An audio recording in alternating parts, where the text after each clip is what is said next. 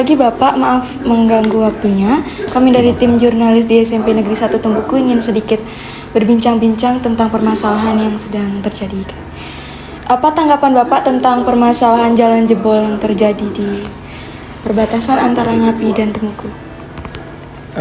Kalau bicara jalan jebol, tentu yang pertama kan kita prihatin dengan kondisi itu.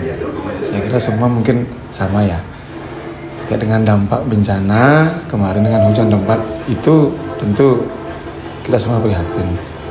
Karena apalagi dengan mengakibatkan jalan akses utama lah, misalnya utama Kabupaten Bangli dan Karangasem, jalur Tembuku ke yang Api Unusan ini kan terputus jadinya.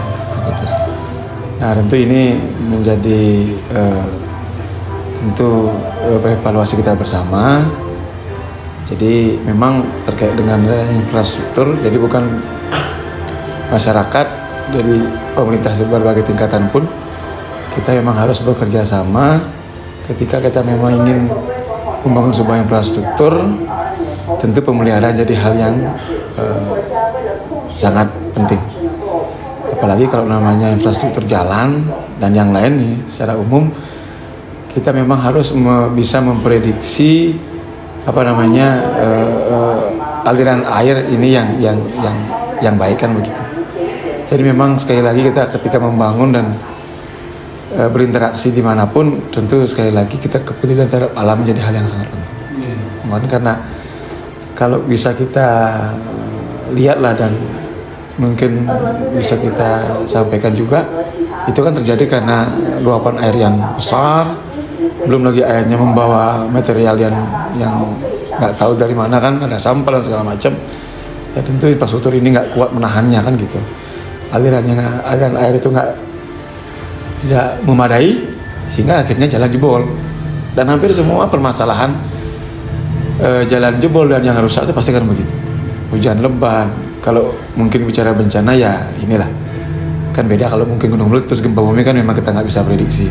Tapi kalau hujan lebat, tentu ke depan memang kita bersama harus bekerja sama, semua komponen lah, pemerintah, masyarakat, kebersihan lingkungan, kebetulan kita ke lingkungan jadi hal yang sangat penting.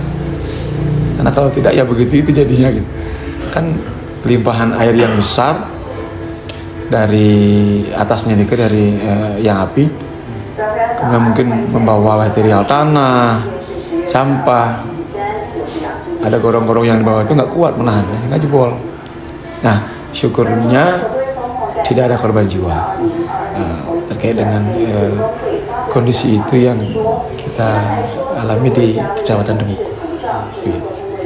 Apa sekiranya langkah-langkah atau solusi dari pihak camat untuk menangani permasalahan di sini? Nah, kalau langkah dan solusi dari kami, dari tiang di kecamatan, ya tentu sesuai dengan fungsi kita di kecamatan adalah, kalau tiang sendiri selaku camat adalah sebagai koordinator di wilayah.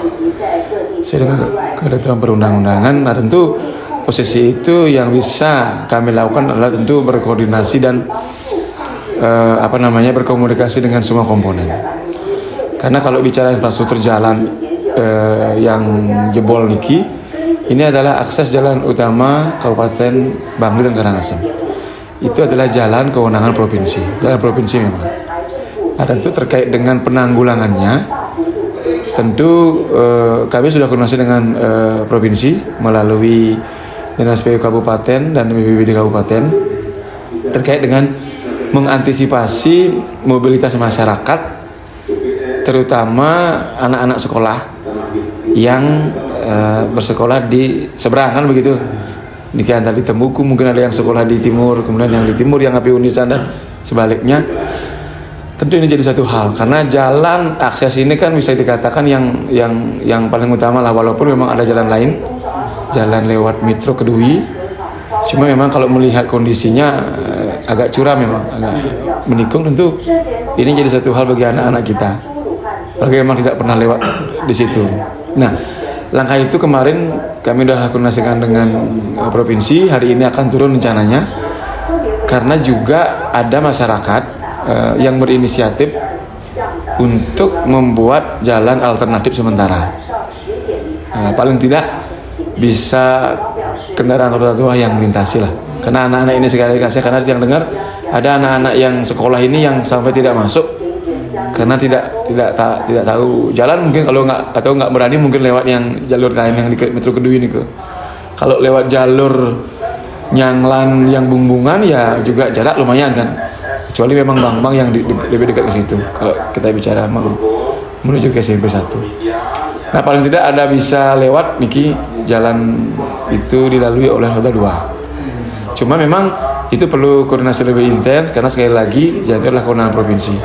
Supaya tidak nanti niat baik ini kan niat baik nih dari masyarakat, dia udah koordinasikan dan nanti kalau mungkin jadi kita akan bergotong royong semua komunitas masyarakat yang akan dilibatkan di Kapolsek, Koramil, tokoh masyarakat kadus lah, para desa, dan sepertinya emang udah siap dan tinggal menunggu dari provinsi supaya nanti niat baik ini tidak, takutnya kan kita harus tetap membaca kemungkinan terburuk kan begitu.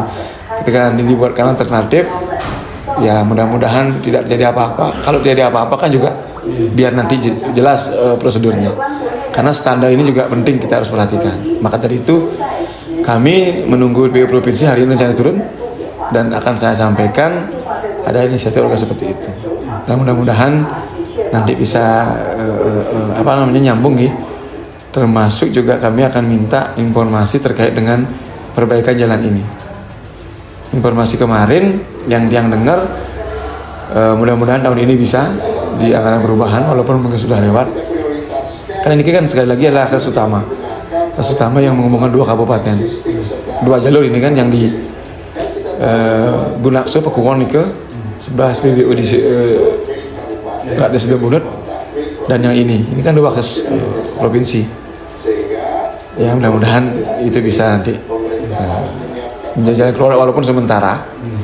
Dan kami sih berharap permanen. Kalau bisa segera bergerak bisa permanen sehingga kemudian nanti aktivitas masyarakat terutama anak-anak sekolah ini bisa kembali normal seperti itu.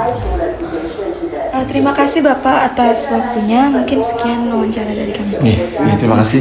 Terima kasih Bapak. Terima kasih Pak Nyaman atas waktunya.